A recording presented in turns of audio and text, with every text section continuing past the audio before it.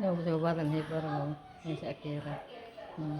Nagpapakit siya sa papa niya. Nagkipaglaro siya. Hindi bagay sa kanya yung damit na ano eh, pambabae.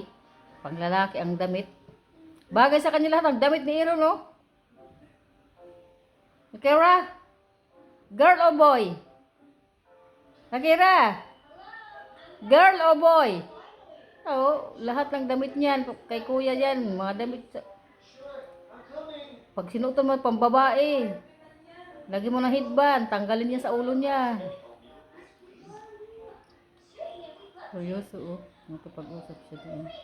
Ang kuya naman naglalaro.